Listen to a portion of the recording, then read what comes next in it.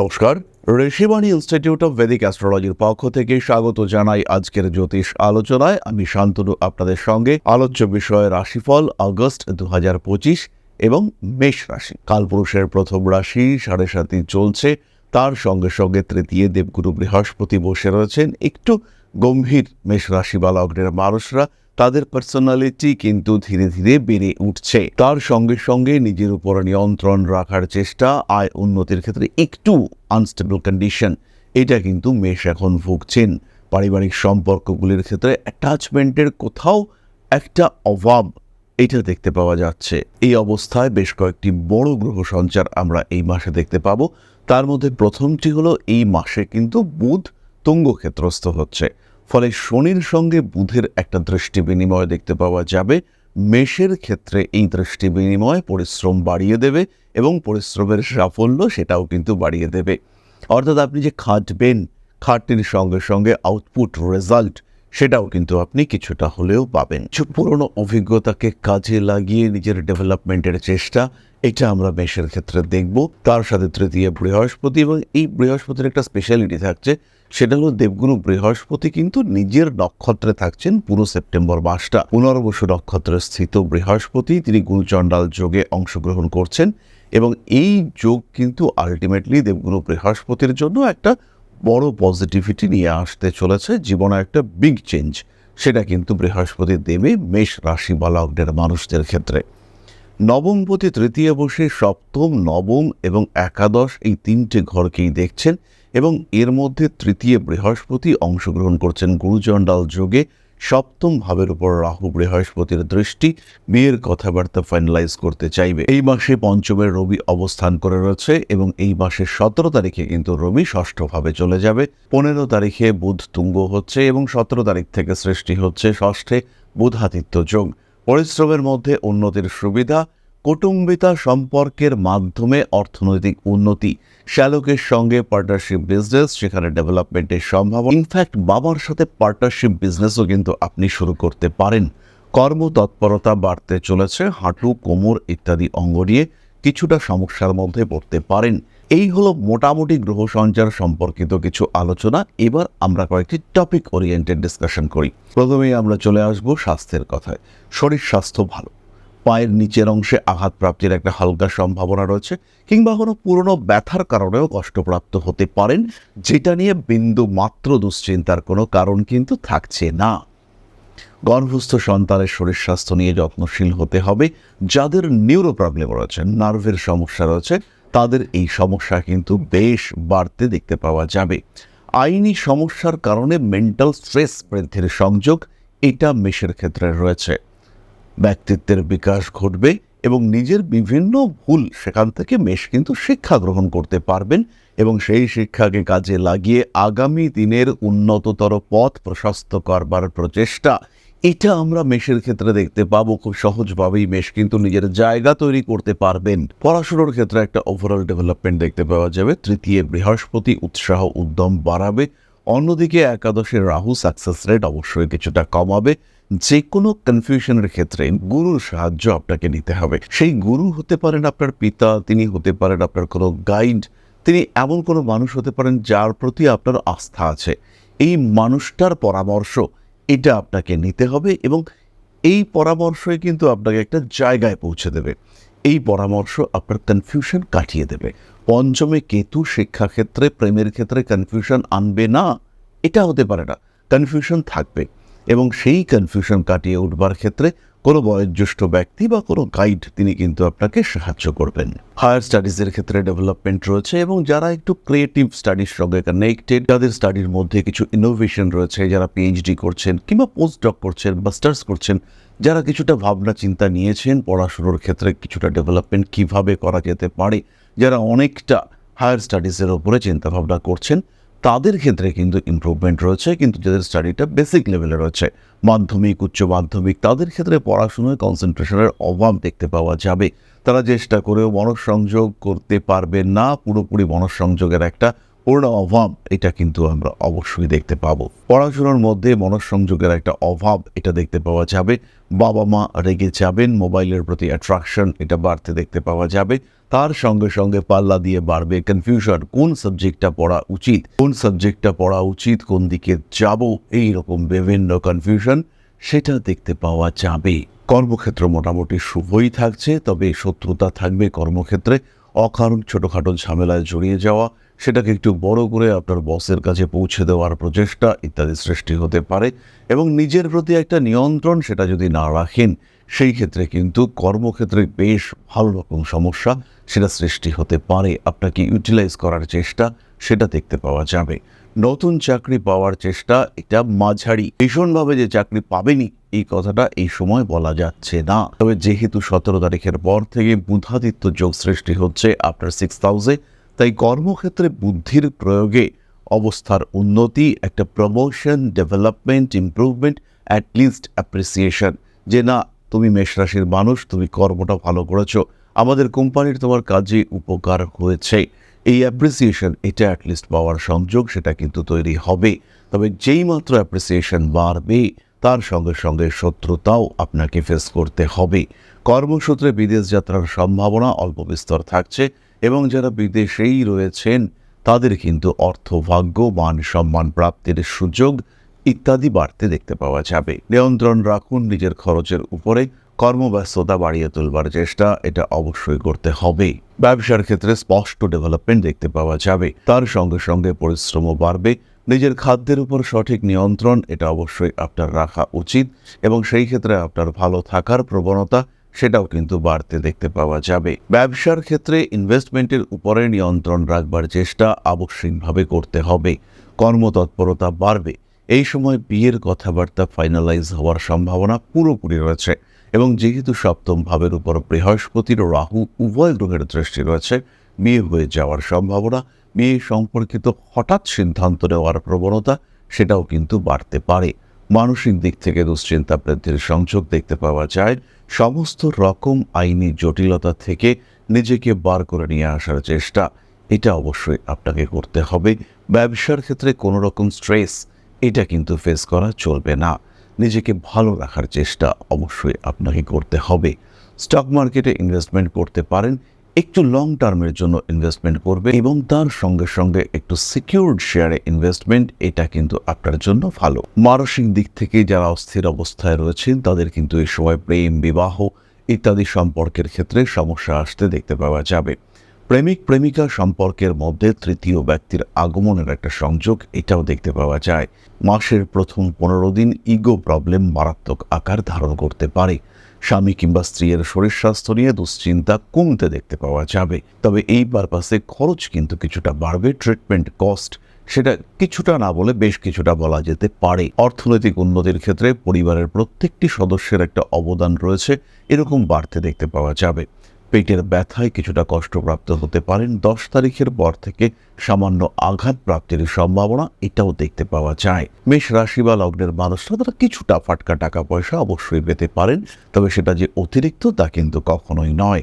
বাড়ি পরিবর্তনের সম্ভাবনা পুরোপুরি রয়েছে। দেবগুরু বৃহস্পতি তিনি পুনর্বসু নক্ষত্রে রয়েছেন, এবং তিনি আপনার তৃতীয় ভাব থেকে চতুর্থ ভাবে যাওয়ার প্রস্তুতি নিচ্ছেন। এর ফলে কিন্তু আপনার গৃহ পরিবর্তনের সম্ভাবনা, যোগাযোগ এগুলো বাড়বে।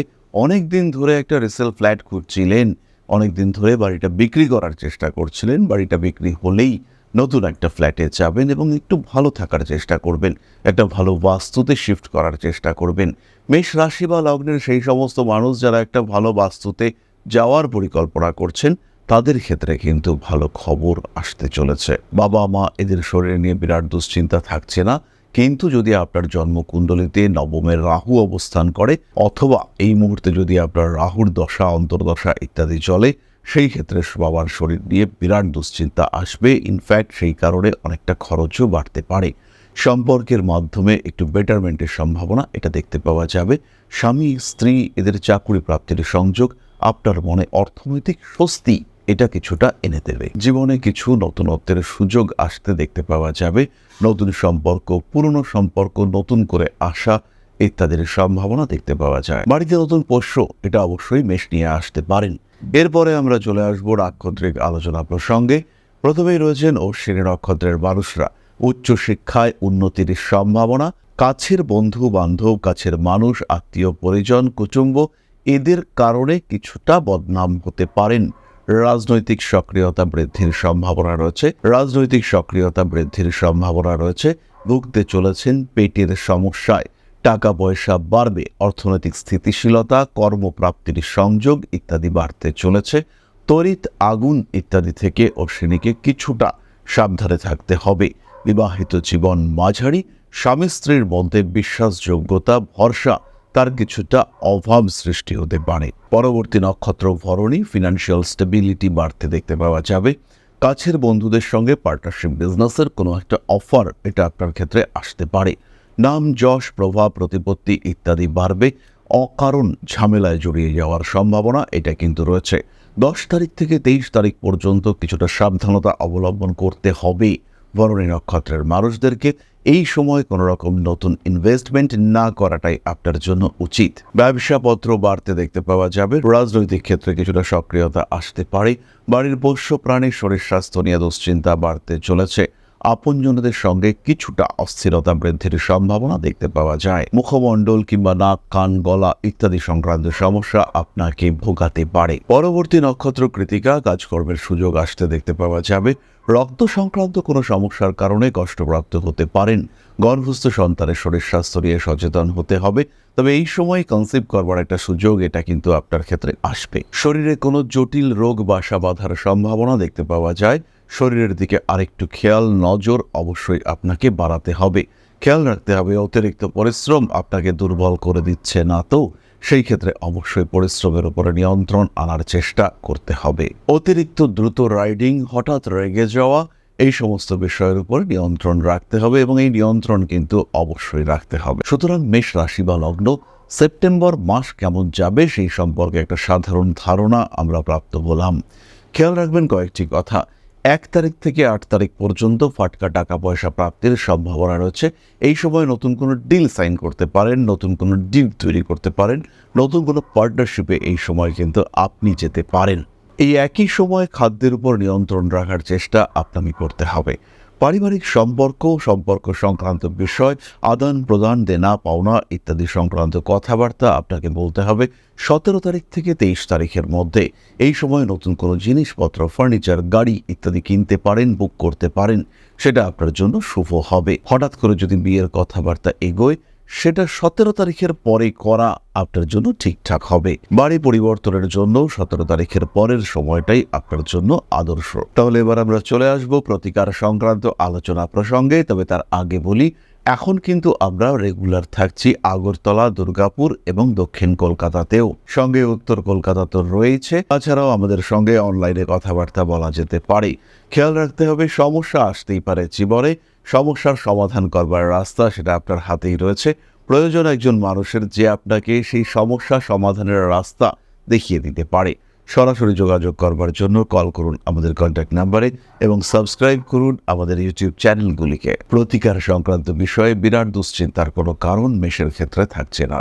মেষ রাশি বা লগ্নের মানুষ, তাদের একটা রেড জাসপার ব্রেসলেট পরা যেতে পারে। তার সঙ্গে সঙ্গে একটা 3-মুখী রুদ্রাক্ষের ব্যবহার আপনাকে ডেভেলপমেন্ট এনে দেবে। যাদের বিবাহিত জীবনে ভীষণ অশান্তি চলছে, তারা 3-মুখী রুদ্রাক্ষের পরিবর্তে 6-মুখী রুদ্রাক্ষ ব্যবহার করতে পারেন। যাদের পড়াশুনোর ক্ষেত্রে সমস্যা চলছে, তারা রেড জাসপার, সিট্রিন এবং 5-মুখী রুদ্রাক্ষ ব্যবহার করবেন। এরই সঙ্গে সঙ্গে যারা একটু স্পিরিচুয়াল অ্যাক্টিভিটির কারণে সমস্যার মধ্যে রয়েছেন, তারা অবশ্যই বাড়ির দক্ষিণ পশ্চিম দিকে একটি প্রদীপ প্রজ্বলনের ব্যবস্থা এটা অবশ্যই করবেন এবং এই প্রদীপ জ্বালাতে হবে তেলের মাধ্যমে। এরপরে আমরা চলে আসবো আলোচনার পরবর্তী পর্যায়ে, অর্থাৎ আপনাদের প্রশ্নে জ্যোতিষের উত্তর। তবে তার আগে ছোট্ট একটি বিষয় আপনাদের সঙ্গে শেয়ার করতে চাইব। আশা করি পরমপিতার আশীর্বাদে সবাই খুব ভালো আছেন। জীবনে চলার পথে বিভিন্ন সময় বিভিন্ন ক্ষেত্রে আমরা প্রত্যেকেই কিছু না কিছু জনহিতকর কার্য করে থাকি। রাস্তায় যদি একজন মানুষ এসে আমাদের কাছে সাহায্য চায়, আমরা যতটুকু সম্ভব তাকে সাহায্য করবার চেষ্টা করি। কখনো কিছু অর্থের বিনিময়ে, কখনো তাকে কিছু খাদ্য সামগ্রী কিনে দিয়ে, কখনো গাছের জল দিয়ে, কখনো পাড়ার রাস্তার কুকুরটিকে খেতে দিয়ে আমরা সমাজের উন্নতি করবার চেষ্টা করি।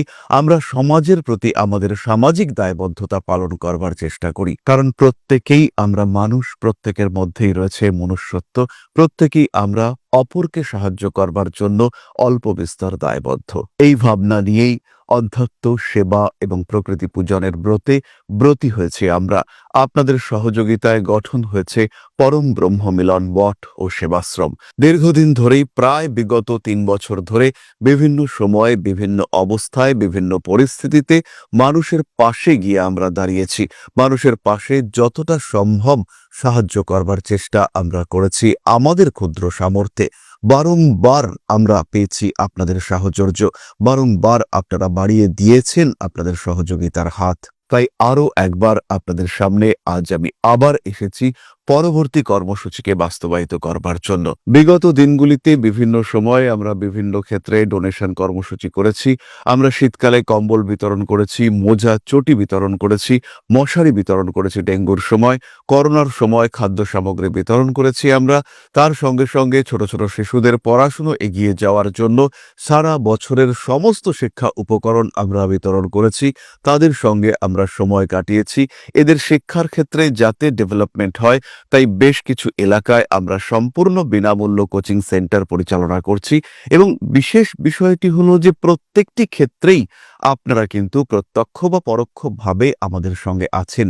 এই কর্মসূচিগুলিকে সঠিকভাবে এগিয়ে নিয়ে যাওয়ার জন্য এবার প্রয়োজন হয়ে পড়েছে একটি পরিকাঠামো, একটি সুগঠিত আশ্রমের, যেখানে বেশ কিছু মানুষ আশ্রয় পাবে, যেখানে বেশ কিছু বৃদ্ধা তাদের দিনগুলিকে আরেকটু খুশির মধ্যে নিয়ে আসতে পারবেন, যেখানে বেশ কিছু অসহায় শিশু তাদের অভিভাবক খুঁজে পাবে, যেখানে বেশ কিছু নিষ্পাপ প্রাণ বিকশিত হওয়ার সুযোগ পাবে, যেখানে বেশ কিছু নিষ্পাপ প্রাণী তারা তাদের আশ্রয় খুঁজে পাবে। এই আশ্রম পরিকল্পনার জন্য, তার পরিকাঠামো নির্মাণের জন্য আমরা একটি জায়গা সিলেক্ট করেছি।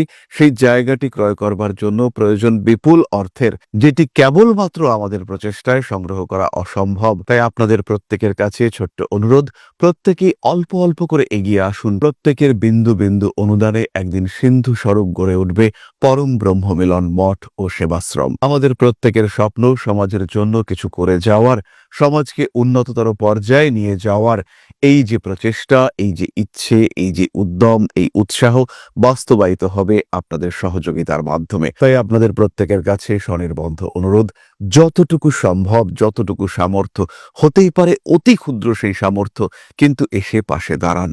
ইতিমধ্যেই বহু মানুষ তাদের যথাসম্ভব সাহায্যের হাত আমাদের দিকে বাড়িয়েছেন। আমরা তাদের প্রতি কৃতজ্ঞ, আমাদের আন্তরিক ধন্যবাদ আমরা জানাই তাদের প্রতি। এবং আপনাদের কাছেও আমাদের অনুরোধ, আপনারাও একটু একটু করে এগিয়ে আসুন। সবাই যদি অল্প অল্প করে এগিয়ে আসি, তাহলেই কিন্তু বিরাট কোনো স্বপ্ন বাস্তবায়িত হতে পারবে। সকলেই যদি অল্প অল্প করে এগিয়ে আসি, তাহলেই কিন্তু বিরাট এই মহান কর্ম বাস্তবায়িত হতে পারবে।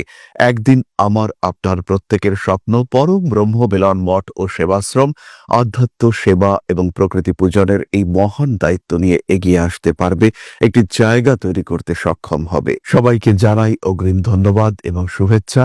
সবাই খুব ভালো থাকবেন। নমস্কার। তাহলে এবার আমরা চলে আসি আপনাদের প্রশ্ন পর্যায়ে। প্রশ্ন করেছেন সুদেশনা অধিকারী, 11/8/2006, বার্থ প্লেস রামকৃষ্ণ মিশন সেবা প্রতিষ্ঠান, টাইম 5:26 AM। ম্যারেজ কবে হতে পারে? রিলেশনশিপ নিয়ে একটু কনফিউজড। দেখো ভাই সুদেশনা, প্রথমেই তোমায় বলি, এই যে রিলেশনশিপে এই মুহূর্তে তুমি রয়েছো, এটা অবশ্যই কনফিউজিং। এই রিলেশনশিপ তোমার ক্ষেত্রে অস্থায়ী।